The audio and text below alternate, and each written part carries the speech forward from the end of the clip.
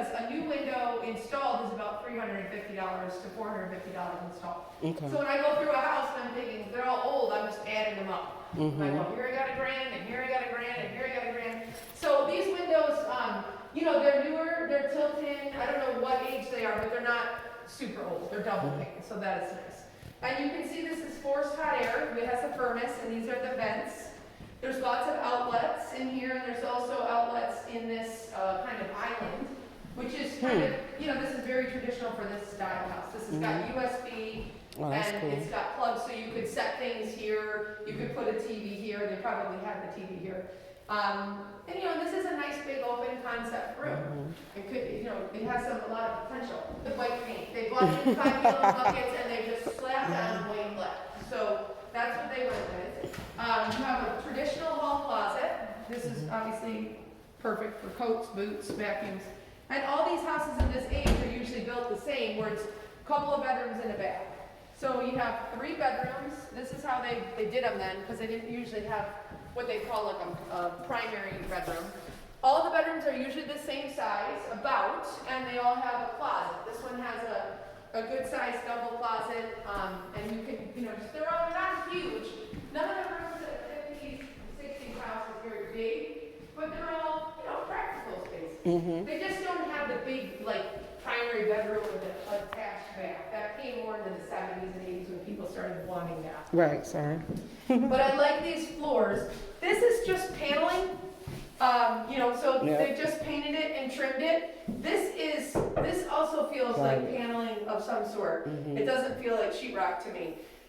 The good thing about paneling is it's really durable. You can paint it, you can, make it whatever you want. An upgrade would be to sheetrock, but they did a nice job. It's in there. It's, it's on there tight, and it's a nice, it's a job. But they did do tile in here, and it feels a little,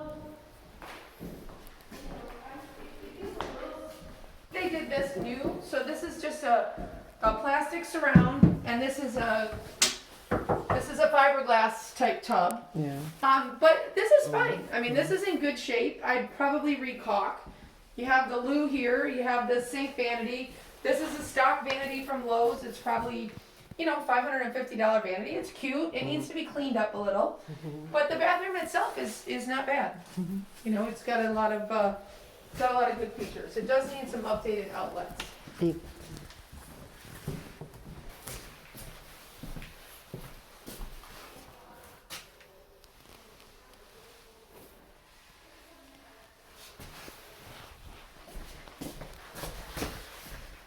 Now we're going downstairs.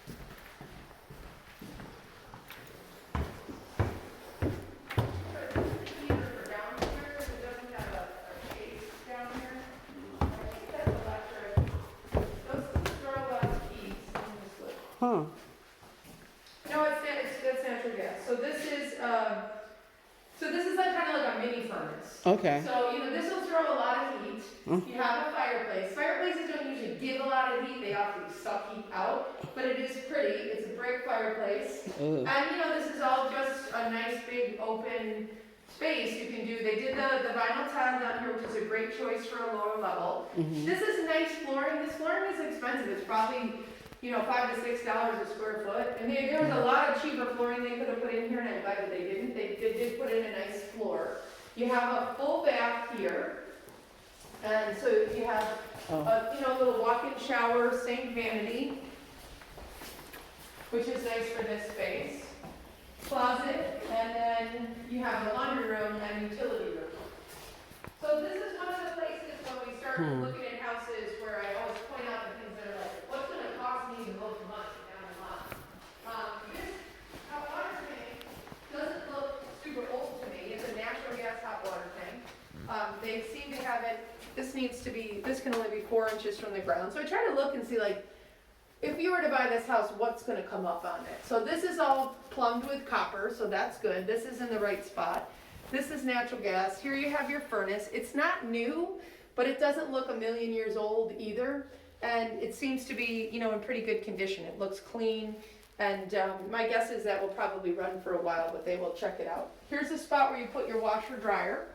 So this would essentially just be your laundry room. Your dryer would vent here, your washer hot and cold is right here. Nice laundry room, stick your soap, hang up your clothes. Like it's actually not a bad space for a laundry room.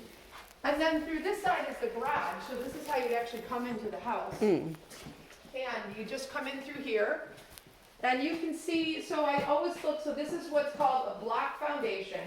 And block foundation is what you'll see, what the house is built on. So in the 1800s, it's like stones, stacked stone, they stack up stones, and those people were artful in the way that they did it. And you go into many 150-year-old houses, and those stacked stone foundations are just perfect, because they were great craftsmen. Then they came up with cinder block, which is awesome. They're like Legos. They're easy to put together. Cinder blocks are more porous.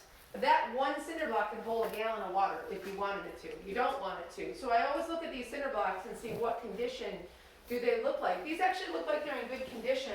When they start to get wet, they get what's called effervescent, and they look really like crumbly. But these look like they're in pretty good, condition. You can see there's a steel beam that runs through the center of the house. That's how they built these houses. So that's good. The steel beam holds up your main structure of the upstairs. And your cinder block is porous. So a car comes in with snow on it, snow drips off, lays on the concrete, freezes, expands, and eventually gets into the concrete and causes this little kind of pocking and cracking. This is a very normal amount of, this cement in here looks fine for what it is for a garage. When you look out the back, when I came down here, I heard this like dripping, and I was like, so the gutters are full. You don't want your gutter doing that. So I can see a plant growing up in there. The gutters need to be cleaned. That'll cost you $200. It's something I would ask them to do, because all this water, you don't want water sitting around your foundation. Right. It just causes moisture and problems. So, but gutter cleaning isn't that big of a deal. It just needs to be done. And you can see how this wood, see how this door is all rotted here?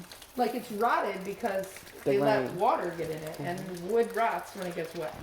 So this door, I would just replace it, the whole thing, because it's very rotted. But you get a good look at the backyard. You do have 13 there, but I have to say, I don't really hear any cars when I'm in the house. It seems fairly quiet. But in the summer, when you're out in the backyard, you're always going to have cars going by. There's just no way around it. And some people, doesn't make any difference, and other people, they don't want it. So it's just a matter of understanding it's there. Well, you don't have to go out there with this one. See.